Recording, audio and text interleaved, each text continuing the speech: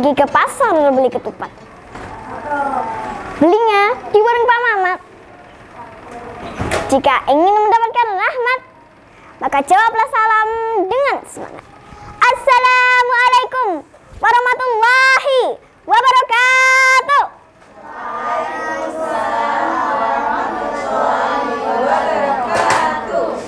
Bismillah walhamdulillah wassalatu wassalamu ala rasulillah. La haula wala quwata illa billah. Amma ba'd. Hadirin yang dimuliakan Allah, saat kita dalam kandungan, kemudian dilahirkan, lalu dirawat dan dibesarkan, begitu besar perjuangan orang tua, bahkan nyawa taruhannya, sehingga tak ada alasan Allah memerintahkan kita untuk sentiasa berbakti kepada kedua orang tua. A'udzu billahi minasyaitonir rajim. Bismillahirrahmanirrahim. Wa wassaynal insana biwalidayhi husna. Al-ayah. Dan kami perintahkan kepada manusia agar sentiasa berbakti kepada kedua orang tua. Quran Surah Al-Ankabut ayat 8. Hadirin yang dimuliakan Allah, birrul walidain tak memandang suatu keikhlasan dan kemakbulan, melainkan suatu kewajiban dan keharusan. Ketika seorang anak diperintahkan oleh kedua orang tuanya, maka wajiblah baginya untuk melaksanakannya. Jangan sampai ketika dinasehati dia malah lari, ketika disuruh nyuci baju dia malah menggerutu sampai mukanya kaku kayak hantu. Ketika disuruh nyuci piring, dia malah ngomel-ngomel sampai piringnya keriting. Giliran minta uang, senyumnya manis sampai meringis. Hadirin yang dimuliakan Allah, saya punya cerita tentang seorang anak yang berjuang untuk dua pilihan, berbakti kepada orang tua atau menjalankan ibadah Allah, yaitu Sa'ad bin Abu Waqqas. Ibunya jatuh sakit. Dia memberikan minum, tidak mau. Memberikan makan, tidak mau. Kenapa? Karena ibunya melarang dia untuk beriman kepada Allah.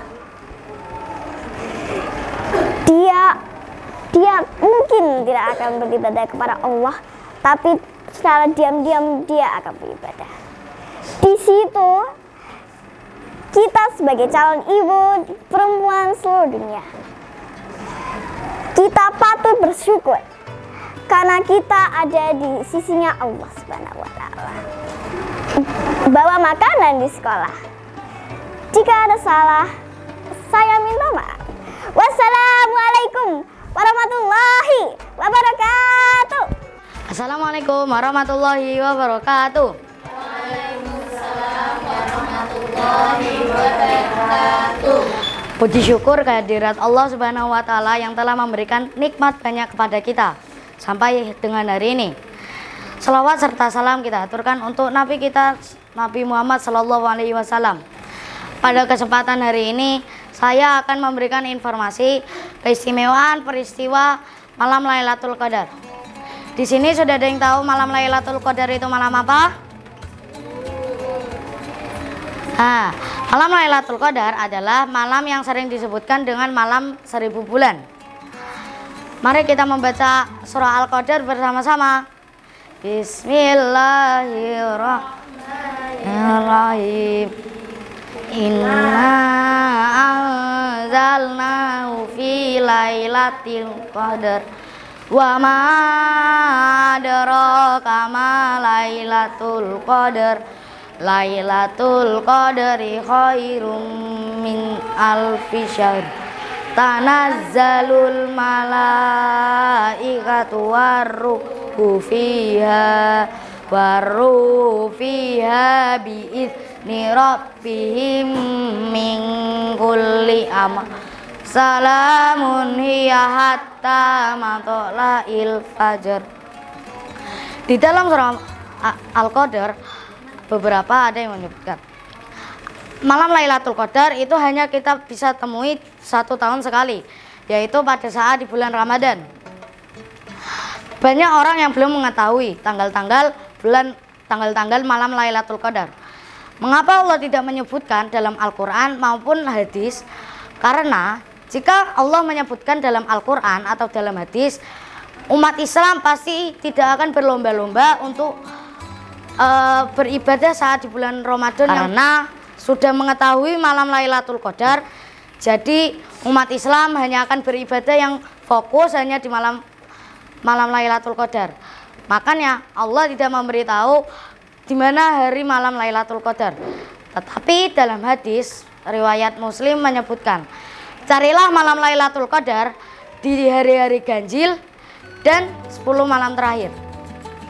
Malam Lailatul Qadar biasa disebut dengan malam 1000 bulan. Bayangkan, kita beribadah di malam Lailatul Qadar itu kita seperti beribadah selama 1000 bulan lebih. 1000 bulan sama dengan sekitar 83 tahun. Umur manusia belum semua bisa mencapai umur segitu. Jadi kita bersyukur pada tahun ini insya Allah kita bisa beribadah di malam Lailatul Qadar. Ada peristiwa yang sangat istimewa di malam Lailatul Qadar. Yang pertama kali diturunkannya Al-Quran di langit dunia atau Baitul Izzah. Sekian yang bisa saya sampaikan. Mohon maaf lahir dan batin. Wassalamualaikum warahmatullahi wabarakatuh. Assalamualaikum warahmatullahi wabarakatuh. Waalaikumsalam warahmatullahi wabarakatuh. Asyhadu an la ilaha illallah wa asyhadu anna Muhammadar Rasulullah. Allahumma sholli ala Muhammad wa ala ali Muhammad. Amma ba'd. Hari ini saya akan memberikan informasi seputar adab pada teman dan apa yang harus kita lakukan agar menjadi teman yang baik. Yang nomor 1, tolong menolong dalam kebaikan. Yang nomor 1 ada 2. Yang pertama, tolong menolong dalam kebaikan. Yang kedua, tolong menolong di saat teman membutuhkan atau terkena musibah. Tolong menolong dalam kebaikan. Ada contohnya. Di zaman Nabi, sahabat Nabi bernama Umar bin Khattab mempunyai tetangga bernama Aus. Aus juga sahabat Nabi Muhammad SAW. Nah, Umar bin Khattab dan Aus itu punya pekerjaan yang sangat banyak. Maka dari itu mereka tidak bisa langsung ke kajiannya Rasulullah. Maka misalnya saat Aus ada pekerjaan, Umar tidak, Umar yang pergi ke kajiannya Rasulullah. Nah, setelah kajiannya Rasulullah selesai, Umar pulang lalu menceritakan apa yang telah dia dapati dari kajian Rasulullah SAW. Yang kedua, tolong menolong dalam saat teman membutuhkan atau terkena musibah. Cerita zaman dahulu. Pasti semuanya kenal dengan Imam Bukhari, penulis hadis terkenal. Pada saat itu Imam Bukhari sedang belajar bersama teman-temannya. Salah satunya bernama Umar Ibnu Hafiz. Di saat pada suatu pembelajaran, Umar Ibnu Hafiz mendapati Imam Bukhari tidak ada di situ. Karena penasaran, akhirnya Umar Ibnu Hafiz datang ke tempatnya Imam Bukhari. Ia mendapati Imam Bukhari tidak menggunakan pakaian, lalu bertanya, "Ya Imam Bukhari, kenapa kamu tidak menggunakan pakaian?" Lalu Imam Bukhari menjawab, "Bajuku habis karena dijual untuk biaya aku belajar." Lalu di benaknya Umar Ibnu Hafiz mempunyai ide. Bersama teman-teman yang lain mengumpulkan uang untuk membelikan baju kepada Imam Bukhari agar Imam Bukhari bisa belajar bersama mereka kembali. Yang kedua ada, jangan hasad atau iri. Tidak senang saat teman mendapat nikmat dari Allah Subhanahu wa Ta'ala. Misalnya, teman mendapat juara 1 Olimpiade kejuaraan, dapat nomor 1, kita tidak senang. Seharusnya sebaliknya, kita bahagia atau malah mendukung teman tersebut. Yang nomor 3, jangan salah pilih teman. Jangan asal pilih teman, jangan jangan asal pilih teman itu, jangan milih teman yang mengajak kepada keburukan. Pilih teman yang mengajak kepada kebaikan. Perumpamaannya seperti kita berteman dengan penjual minyak wangi dan juga pandai besi. Jika kita berteman dengan penjual minyak wangi, kita dapat apa? Kita bisa dapat parfum, kita juga bisa terkena bau wanginya. Jika dengan si pandai besi, kita terkena apa? Jika dia ngelas, kita terkena apinya, terkena bau besi yang tidak enak. Jadi seperti itu perumpamaannya. Jadi seperti itu mungkin yang bisa saya sampaikan. Semoga bermanfaat. Petik hikmah dari hari ini, ambil yang baik. Segala yang baik datangnya dari Allah, segala yang buruk mungkin murni dari saya sendiri. Sekian dari saya. Wabillahi taufik wal hidayah. Wassalamualaikum warahmatullahi wabarakatuh.